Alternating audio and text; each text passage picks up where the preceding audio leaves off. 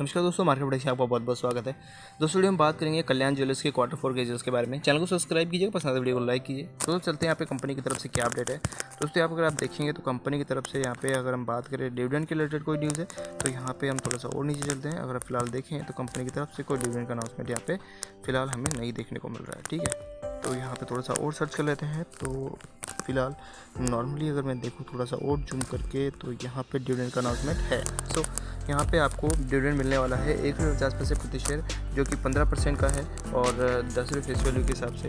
तो हम यहाँ पे डिविडेंड का अनाउंसमेंट सर्च कर रहे थे, हमें मिल गया है। तो डिविडेंड 1.50 पैसे प्रति शेयर आपको डिविडेंड मिलने वाला है। अब चलते दोस्तों यहाँ पे कंपनी की तरफ से क्वार्टर 4 के रिजल्ट्स में क्या यहाँ पे रिजल्ट देखने को मिल रहे हैं। तो यहाँ पे आप देखें कंपनी की तरफ से रिजल्ट्स हैं, मिलियंस में अमाउंट है, हम बात करेंगे करोड़्स में। पिछले साल से इस साल कंपेयर करते हैं तो यहाँ पे दोस्तों पिछले साल का अगर आप देखें तो 3,901 करोड़ का कंपनी को पिछले साल का टोटल इनकम था।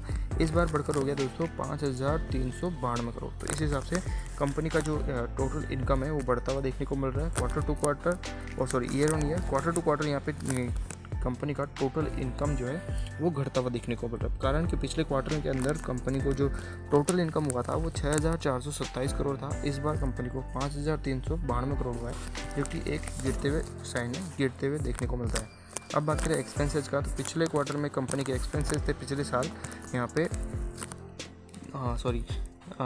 3,725 करोड़। इस बार अगर आप देखें तो 5,143 करोड़ के एक्सपेंसेज है। जिस हिसाब से यहाँ पे इनकम में बढ़ोतरी हुई है उसी हिसाब से यहाँ पे ठीक है, नॉर्मल ये देखने को मिलता है। लेकिन अब बात करें क्वार्टर टू क्वार्टर भी वही नतीजे जो कि हमें इनकम में देखने को मिले थे।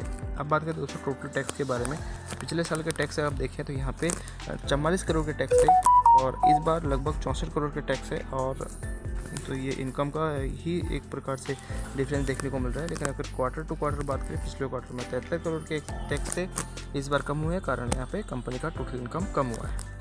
अब बात करें दोस्तों टोटल प्रॉफिट के बारे में, तो कंपनी का ऑल ओवर टोटल प्रॉफिट पिछले साल का अगर आप देखें तो यहाँ पे 124 करोड़ का प्रॉफिट था। इस बार 126 करोड़ का प्रॉफिट है, 226 करोड़ का प्रॉफिट था। इस हिसाब से ईयर ऑन ईयर पे कंपनी का प्रॉफिट अपसाइड है और क्वार्टर टू क्वार्टर भी यहाँ पे कंपनी का जो प्रॉफिट है वो अपसाइड ही देखने को मिला है। यहाँ पे क्या कारण है बड़ा वो हम थोड़ा सा सर्च करें तो यहाँ पे दोस्तों कंपनी को अफेक्टिव यहाँ पे जो पोटेंशियल गेन करके यहाँ पे लिखा हुआ है प्रॉफिट लॉस में कंपनी को, जो आप देखें यहाँ पे कंपनी को घाटा हुआ था, यहाँ पे कंपनी को 52 करोड़ का प्रॉफिट हुआ है। तो इस हिसाब से कंपनी का प्रॉफिट ईयर ऑन ईयर बढ़ा है, क्वार्टर टू क्वार्टर बढ़ा है। जहाँ आपकी सेल कम थी लेकिन क्वार्टर टू क्वार्टर भी यहाँ पे बढ़ा है। तो काफ़ी अच्छे रिजल्ट्स हैं, जहाँ पे कंपनी ने आपके लिए 10 रुपये फेस वैल्यू के हिसाब से डिविडेंड भी दिया है। प्लस अगर हम बात करें यहाँ पे दोस्तों अर्निंग पर शेयर के बारे में, पिछले साल का अर्निंग पर शेयर था यहाँ पे 1.28 और इस बार 1.80 हो गया, जो कि ईयर ऑन ईयर बढ़ता हुआ देखने को मिल रहा है। क्वार्टर टू क्वार्टर भी यहाँ पे थोड़ा सा कहेंगे कि इस बार कम है, लेकिन ये अगले क्वार्टर में और भी मैनेज होएगा। शेयर पे काफ़ी अच्छा